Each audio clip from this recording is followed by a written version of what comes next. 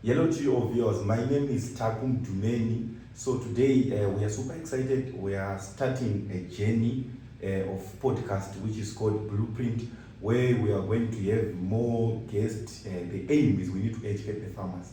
Knowledge is power, so we need to make sure each and everyone is going to see the podcast is going to be helped with the information. Our aim of this podcast is we need to have more knowledge so that everyone is going to be success. So today we have a guest from Agri who is our main sponsor for this podcast to be successful. So welcome to the show, Engineer Capital. You can greet our viewers. Thank you, Taku, for having me. Hello viewers, how are you? Wonderful. So basically today we're going to speak about the future of agribusiness. But we need to understand what is agribusiness, Engineer Chamuro Kapita. Okay, thank you very much for asking such an important question, Taku. Agribusiness, it's a combination of two words. Yes. Agri for agriculture, business as we know, business. So we are combining these two. As we know, we do agricultural practices sometimes not as business, sometimes as a hobby, sometimes as just a part of our life. As you know that we have subsistence farming in rural areas, people they do farming without taking it as a business. So when we are talking about agribusiness, we are now factoring in principles of business, principles of making profit, principles of strategizing, principles of recording, and the principles of having organograms, principles that runs proper business for profit and for success, so that we prepare for the future generation. Wonderful, wonderful engineer. Ndaingofungira kuti agribusiness yatongova nyaya yekungoti inoitwa kuuniversity. Tisingatozive kuti zvamataura apa unokwanisa kutozviita nemunhu ari kumusha. Nafarwa zvakadaro. Ndizvo zvotaku. Chinhu chatoda kuti tinzwisise panapa ndechekuti kudzidza hakusi kupinda muklasi chete. Munhu asina kutoenda kuchikoro anenge atodzidza futi. Kurarama, maprinciples emusociety muchi.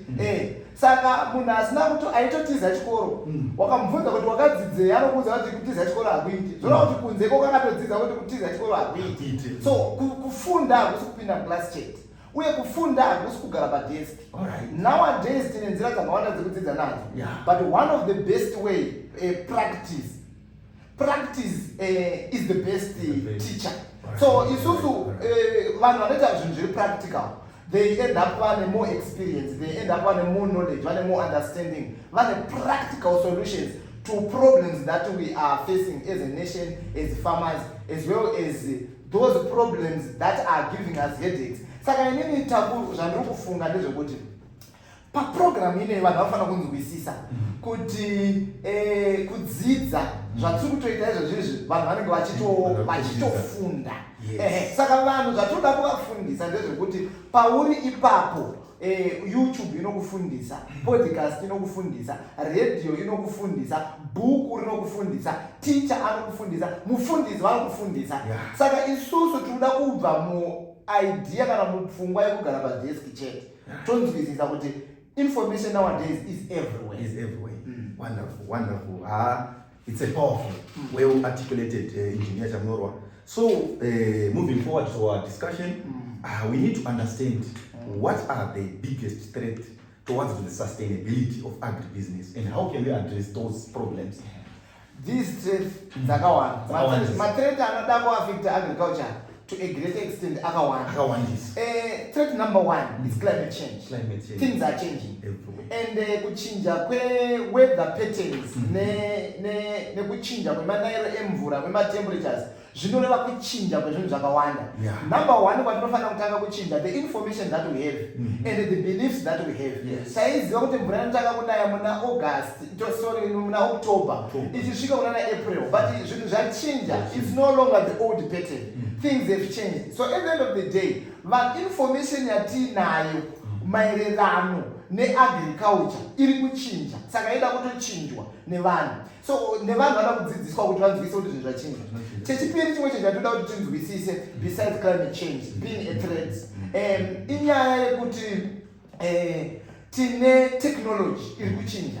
Vanhu vanofanira kushifta, vanhu vanofanira kunzwisisa kuti tiri kufanira kufambirana nenguva, tiri kufanira kufambirana netechnology. Saka uchaona kuti kuchinja kwetechnology kunoreva kuchinja kwemavarieties. Iko zvinezvi kune mishonga imwe yasafanira kushandiswa. Kune mbesa dza outdated. Kwane mahybrids aveko anoenderana nemaconditions atava nawo. Saka tikufanira kufambidzana nenguva. Technology in terms of mbesa, technology in terms of fertilizers, technology in terms of harvesting, land preparation. Zvinhu zvese izvozvozvo zvine matechnology ari kushanduka anofanira kuti vanhu vanzwisise. Saka wakasamhanidzana netechnology, kusamhanya netechnology, I think vanhu vazhinji vane kakunonoka kufanira kuchinja kwezvinhu.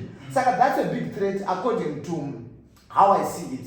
It's a big threat kuti tine vanhu vakarelaxa when it comes to moving nenguva. Saka it's a threat number one, climate change. Threat number two, slow to change.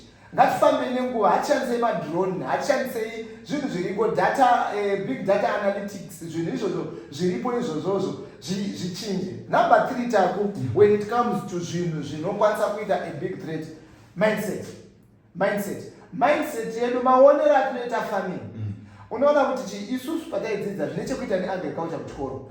Even uchiita agricultural engineering, even uchiita animal science, even uchiita crop science, even uchiita post harvest. Unobva wanzi nevamwe vake aneka kunhuhwa ndove. So that's a mindset yekuti agriculture is for those who are not like on top. Those people vekumashure vakasara, like it's a mindset, it's a bad mindset. We now have to have people vanofanira kuenda kuchikoro vachiti ndiri kunostudy agriculture, not nekuti vanhu vanondiona kunge ndakundikana, but nokunzwisisa what it means. Taku for us to have a peaceful nation. Yes. Tofanira kunge takaguta. I tell you, kana kona hondo vanhu ngavangaite nzara. I tell you, kana kona kusawirirana kwevanhu even at the family level. Ndakaite nzara. Saka nzara iri kupedzwa nei? Nzara haisi kupedzwa nekuita zvidhina ka. Nzara haisi kupedzwa nemining. Nzara iri kupedzwa neagriculture. We need real food. So the mindset is a threat on its own. People should have a mindset that agriculture is where we get utano. Wakona vanhu vese vari kurwara vaya. Kudya zvisina kunyatsobhalansa izvo. Inyaya yekuti vanhu vane mindset yekutarisira agriculture pasi. At the end of the day, tinowana vanhu vari below average vachizonorima. It's the reason why uchiona kuti munhu anonzi anotanga kuita agriculture retire. Why? Tiri kuda munhu anotongotanga apikerere neagriculture kubva kwekutanga, kubvira muyouth, aise energy yake yese, aise simba rake rese, aise pfungwa dzake dzese, aise mwoyo wake wese ipapo kuti tigobudirira panyaya dzekurima. So izvozvozvo isusu tinofanira kunzwisisa kuti kana tikasarima, we are not going to get genuine food. We are going to have artificial food. Artificial food is very dangerous when it comes to utano hwedu. Saka isusu artificial food haiori tabu. Zvinongounganidzwa, you can have it in shelf for 3 days, for more than 3 months. Which is good. But real food, it's perishable. So it needs kuti tinge tiri active all the time. Tichirima. Zvinhu real food, chikafu chaicho chine utano, chinoora. Why? Chine life in it. Chisina life hachiore. Saka isusu takatiza kurima, tichapedzera takudya chikafu chisina life. Wakatora cabbage apo wakarigarisa for quite a long, runoora because hana upenyu. Wakatora manoodles wakambaisa apa, haore because hana upenyu. They can last even 2 years. But you can't do that. Even zai wakariisa apa, runoora. Why? There is life in it. So we need genuine food. Taneta nechikafu chiri artificial. Taneta nechikafu chinoti affect upenyu hwedu in terms of health. At the end of the day, we find kuti vanhu vari kuramba upenyu huri expensive. Nekuda kwekuti the solution is not direct, it's indirect. But those things that are indirect may affect you more than those things that are direct. We need to have good food. Saying that we have a good mental health. Yeah, well articulated engineer. You know, I remember some of the story. I remember when I went to college in agriculture. No one will support. Even on the family, hakuna bangona wabereki vangu. Vaitiseka kuti vashaya zvekuite. Nondisekesa kumaraini, nondisekesa kubasa, nondisekesa nemaclassmates. But trust me now, because vari kuona kuti we are moving to another level. Vakunya kudiscover kuti agriculture is the way to go. Munhu wese akutaura zvekudya. Because if there is no agriculture, hakuna munhu anokwanisa kutaura zvekudya izvizvi. We need something to eat. And I like zvikuitwa negovernment mazuva ano. Yakutoti agriculture is now a compulsory subject. Haisisiri nyaya yekuti yakuchuzwa. Because kudhara yaive practical. But now they discovered the growth rate yevanhu after the rate even yemadrugs yawandisa. Whereas tikaenda kuagriculture, munhu anokwakanwa kufunga zvemadrugs because anenge adzidziswa practical kubva achiri mudiki. Sezvambagotora zvezvo kuti it needs something kuti zvinge zvichitangira kubva uchiri mudiki, uchifunga, uchikura kazi. Alright, moving on to another question, engineer. What is the success rate of agribusiness? Basically, pamatenderera muti muonawo chakamira sei? Izvezvi ichiri low because of those threats that ndachitaura.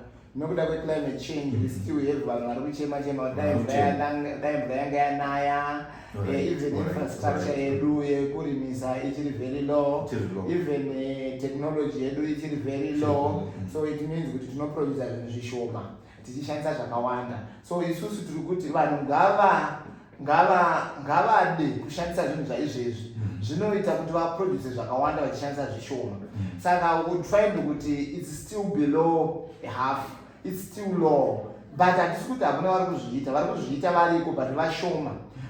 Inini I will be happy if vanhu vari kumamisha vari kumareserves vakatanga kuproduce chibage chakawanda, vakatanga kuva self sustainable. Tobva taziva kuti tabudirira pakurima, nekuti zvaizvezvi vari kumamisha kurima kwavo havasi kurima zvinokwanisa kuti vakwanise kudya ivo vachiguta. You'd find kuti on average you'd find kuti muZimbabwe on average vanhu vazhinji more than 70% of people vanorarama ne1 meal.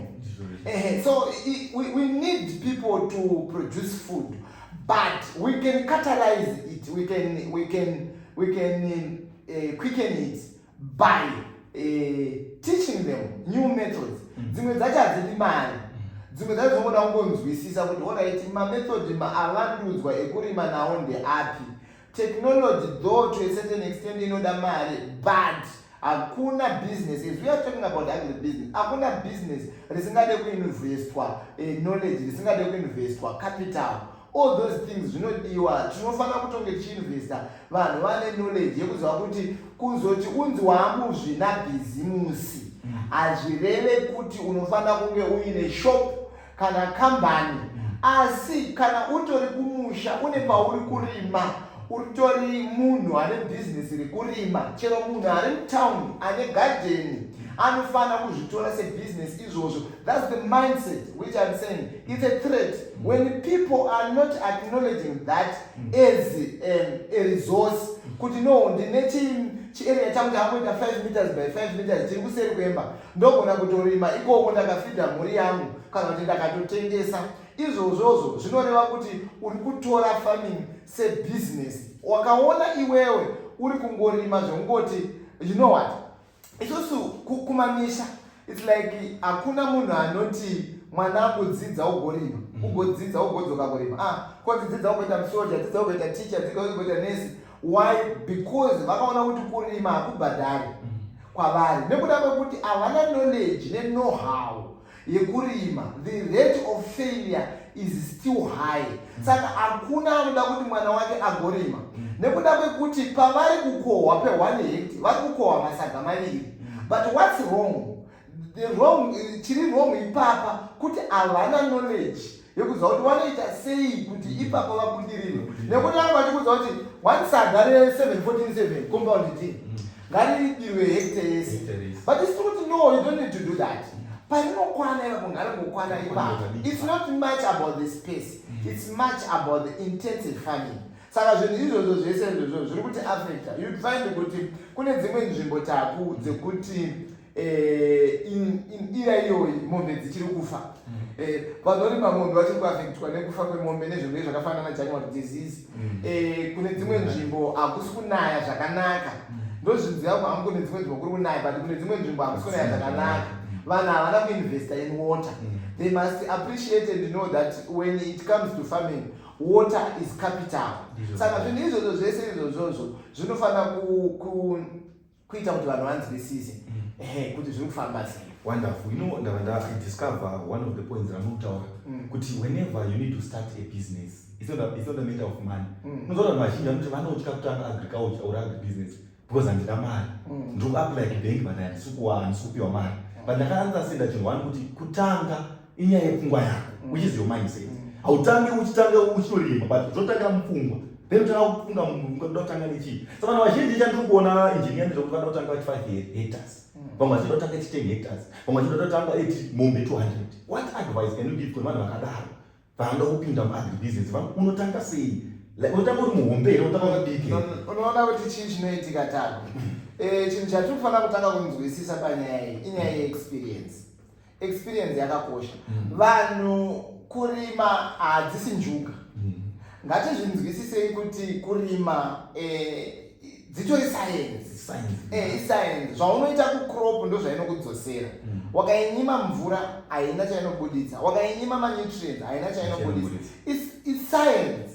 Haisi gambling yekuita wapinda musoccer bet or in kutamba mabhiza kuti unongoisa mari apa. You don't know what is happening, what is going to happen. Wongoenda na $1 million.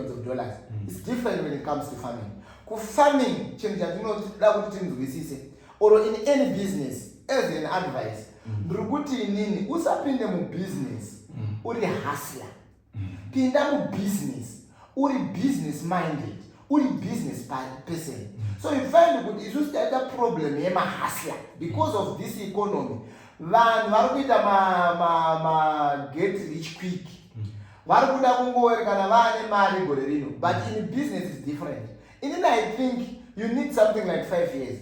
Kuti utange kuti inini ndakunyatsokuwana profit yakadzikama. Kanchiti yakadzikama isiri yekujuma kuti ambokwira yadzikira yaditi mufarming. Even kumining, I don't think kuti munhu anofanira kungoenda nhasi utonochera goridhe utongobata 1 kg yake. It's a lie. Hakuna chinhu zvakadaro. Vanhu vari kubudira chaicho, they have invested their time. Yakawanda. Vanenge vanotori neunderstanding neappreciation neknowledge yakadzika. So inini ndiri kuti chekutanga haufaniri kutanga big. Why? Because size, tinomultiply mistake yako nesize. Iwo kana une 1000 plants dzatadza kusprayiwa dzikatsva une -1000. Asiwo wakagona tinotiwo times 1000. Yes. Now the thing is, chances ekutadza uchiri mutsva akawanda. There's what we call a learning curve. Learning curve iroro ndinoda kuti tanga bit by bit uchi understand. Unoziva kuti kukopera kwakanaka, kuva nemamenta kwakanaka. But I tell you, when things that are practical, they are practical. Numbu yamai ava inoita 9 months ichingozozvarwa mwana musikana. Numbu yamai ava inoita 9 months ichizongozvarwa mwana musikana. But I tell you, my experience avakasiyana. Uyu anogona kutoita normal delivery. Uyu anogona kutoitwa C-section. Why? But vari kuita chinhu chimwe, vari kuzvara mwana musikana. It's maresults anogona kunofanana, but the process that we go through is different. So at the end of the day, you should appreciate kuti zvinhu zviri practical. Zvakasiyana nezvinhu zviri theoretical. Zvinhu zviri practical takuzvi-expose to the real situation. Yekuti tinogona kutoona kusiri kunaya saka takatarisira kuti kuri kunaya. Togona kuona chinhu chatakaudzwa kunzi ndicho solution chichitadza kuita solution. Kwakutoona chimwe chinhu chisiri solution chichitouya in place as a solution. And you be shocked. So when things are being implemented, remember that we need experiments. Yes. It's the reason why we did my experiments. But the important thing when it comes to an experiment, it's not about Rakawanda, it's about the conclusion. Conclusion is very important. Zvataunotisa zvega is very important. Saka vanhu ngavatanga vane padiki. vachikura. Inini as an engineer agriculture, I don't encourage people to start big. I encourage them to start small. As you start small, you will notice your strength, your weaknesses. What we want to tell you is my strength and my weaknesses. But we want to tailor-made your agriculture. We want to tailor-made your farming business in the way that suits you better, so that you can harvest more. I think that way we can go far. It's not about it. You know what? That's I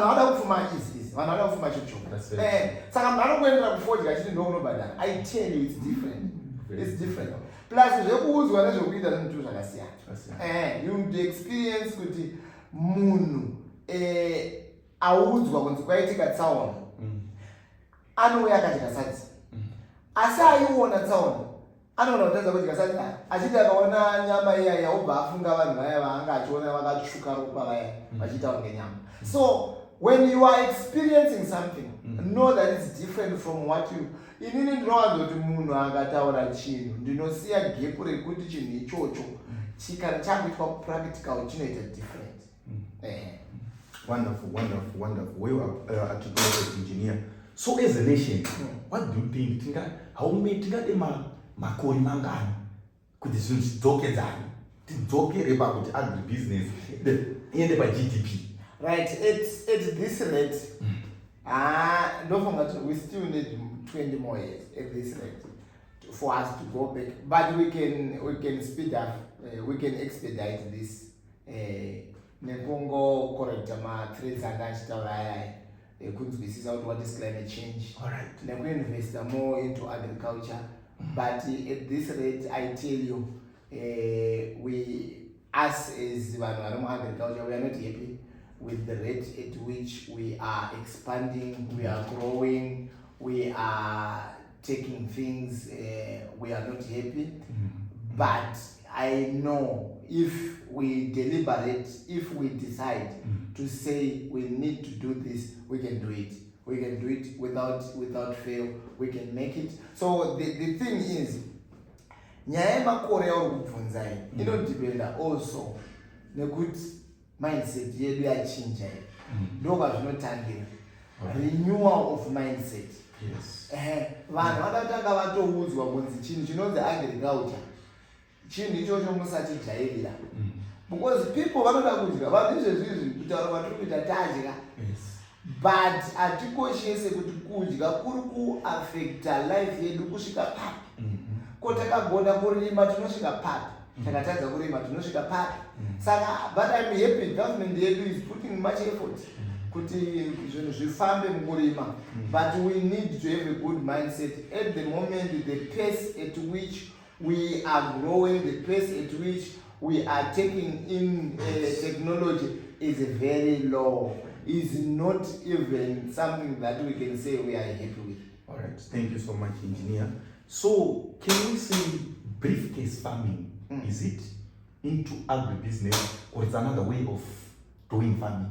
Can you say it's the same, or what is briefcase farming? Okay, this step about briefcase farming, inyaya yekuti unorima usiri kumunhu. All right. Uchirima uri pafoni, vanhu vanoiti telephone farming. Uchiudza supervisor madyara here, madi here, masprayer here, madi. Iyo unofuira atidi hedu kunyeperana. So with that briefcase farming tono 40 years but GDP atukanezvayo. Ayo. Zviri pairi. Briefcase farming inodiwa kuitwa at a certain stage. Waseta ma controls. Kwete kuti hakuna ma systems, you will definitely fail. Zvekuudza munhu kuti dyara, ikoko hakuna kana kamera iri kumuona kuti ari kudyara here. Ikoko hakuna masensa anokusensera moisture, anokuitira recordings, data capturing. You will fail because you can't monitor while at least you are not there. So briefcase farming, it's all about setting controls. It's all about setting parameters correctly that govern the growth of your animals and crops, and you can control these things. Zvekuti mugreenhouse munoiswa maparameter ekuti unokwanisa kucontrola chero uri kuholiday kuJapan or kuChina. chero zviri mumunda unokwanisa kuzviona kuti zvii zviri kuitika, then at that level briefcase farming inotanga kushanda kuti you can call because uri kuona data rako. Zvekuti mombe dzinoisirwa a system yekuti dzichidhibha dzinosendera message owner kuti ini ndadhibha nhasi.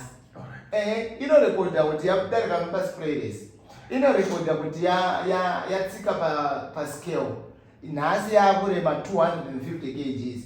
Saka with that system briefcase farming unobudirira, but it's not something that you can try if you have only vanhu vari paground. Vanhu vanotoda kuona vasina kushanda tavo. Saka vanhu they will pretend zvinhu zvisi zvavo. Remember chavari kuda chavo chiripo imani. Saka munhu anenge akatarisa kalenda kuti 31 akusvika here, dai anga ari February mhani anopera na 28 kana 29, vanhu vari kutoda kutora mari, vanhu vari kutotora mari united.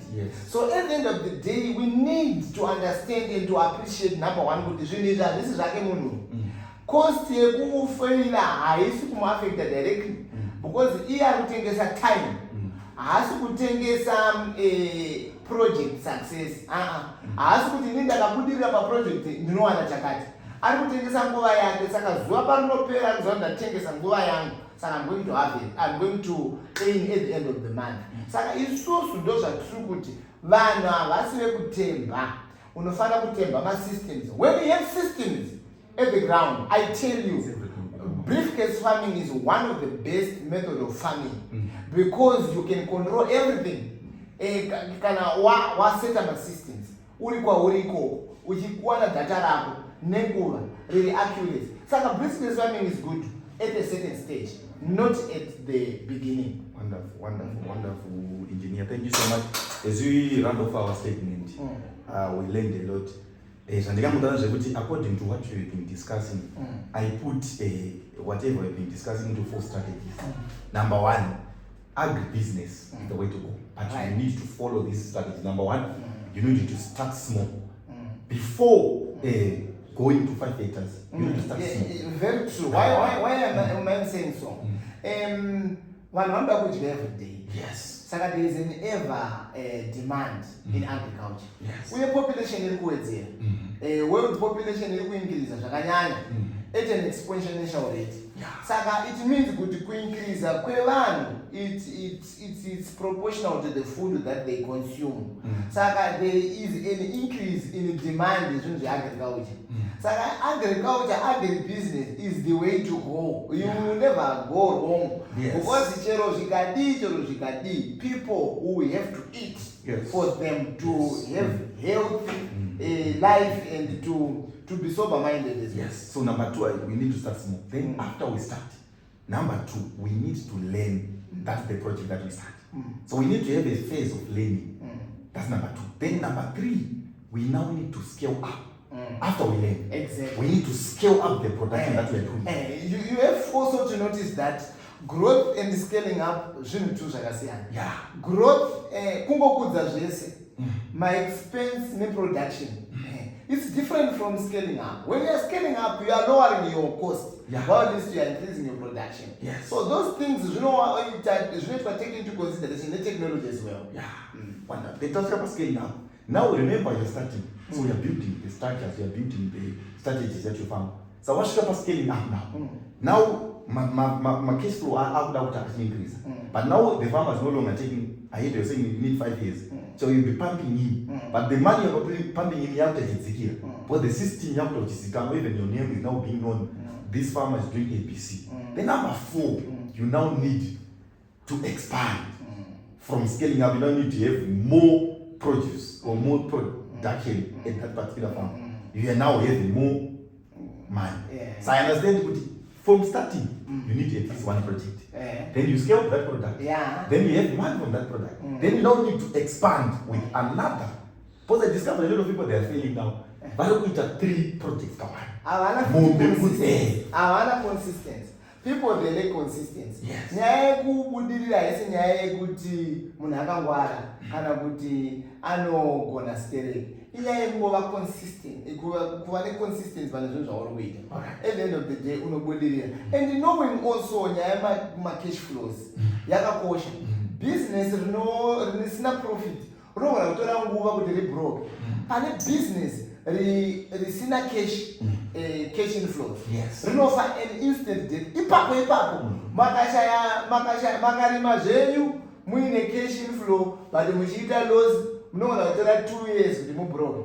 Makashaya cash inflow chero muchiita zvinhu zvine profit you will die a sudden death. Ipapo munofa karipo ipapo konapo. Yeah, we are learning.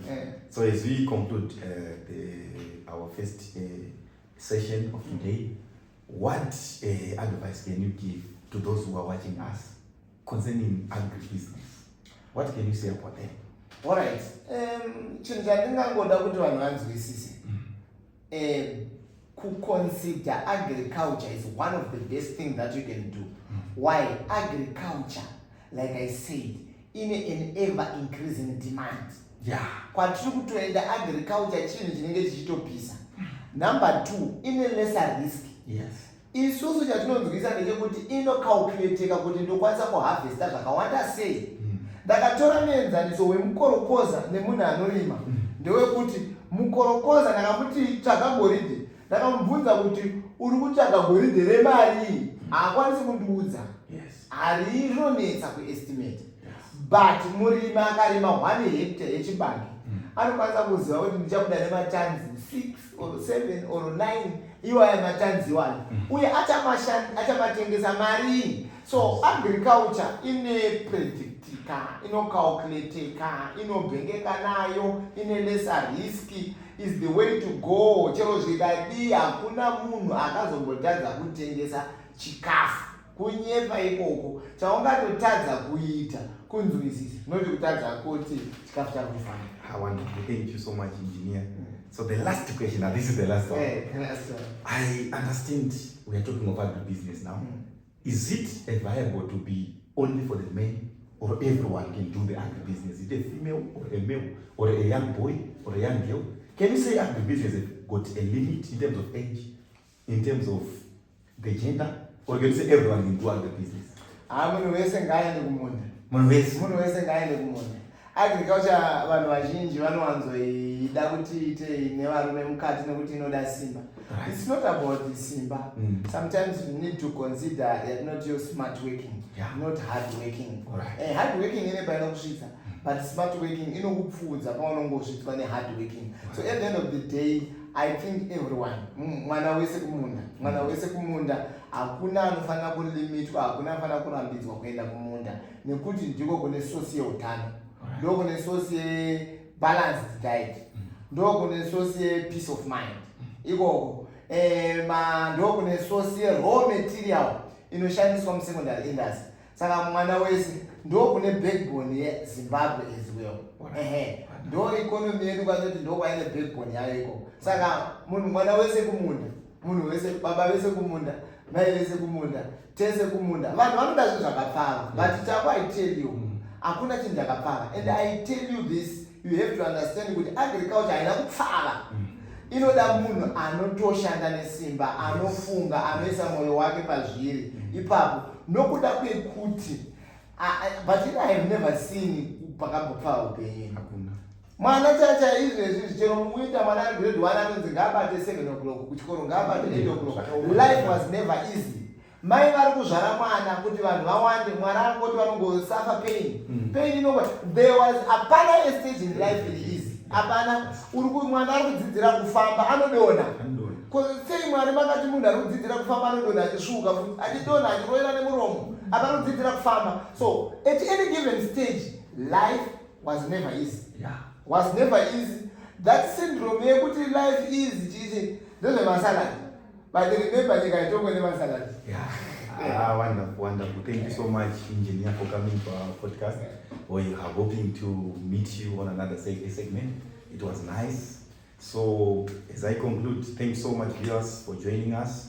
watch out for our episodes. We are going to have this juice episode every Saturdays. So we're looking hope to see you. Comment, like, share, so that you're not going to miss. Also turn on the notification button so that whenever we're going to post, you are going to stay up to date. Thank you. Lastly, I'd like to thank all the team behind the scenes. Thank you so much. Aluta continua.